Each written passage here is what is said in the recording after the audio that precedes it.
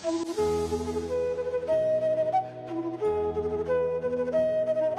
47. The Weight of Word, Learning English Through Krishna Philosophy. Namaste, dear listener, and welcome back to Learning English Through Krishna Philosophy, where words become windows into wisdom and where every sound carries meaning deeper than it seems. I'm your host, RR, and today we're diving into something we often underestimate: the weight of words. Yes, those tiny sounds that can either heal or harm, build or break, bless or burn.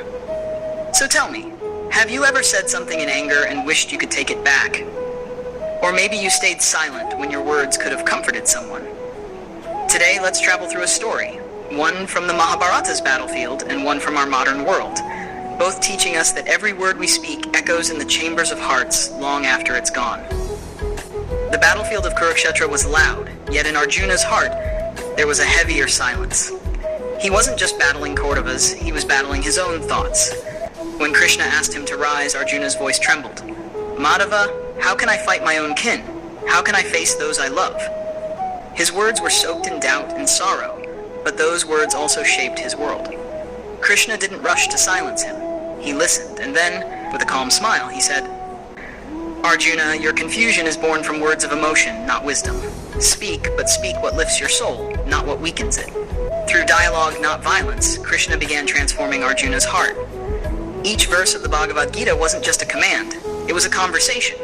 And through that sacred exchange, Arjuna's hesitation melted into understanding. See, my friend, even divine change begins with dialogue. Krishna didn't shout truth into Arjuna's ears, he whispered it into his heart. That's the real power of words. Now, let's move from Kurukshetra to a high school classroom. There was a teacher named Mrs. Meera. She was strict, but fair.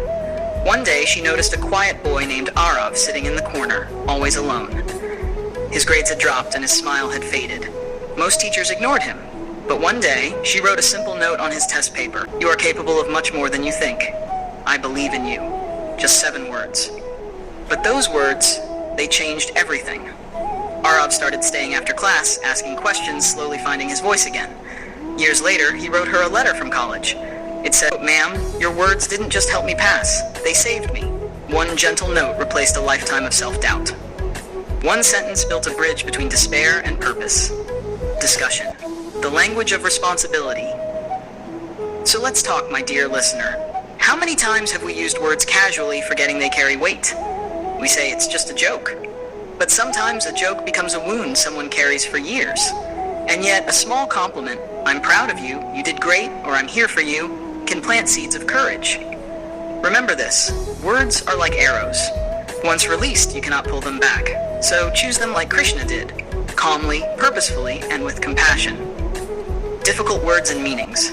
1. Equanimity, calmness and balance, especially in difficult situations. Example, Krishna taught Arjuna to fight with equanimity.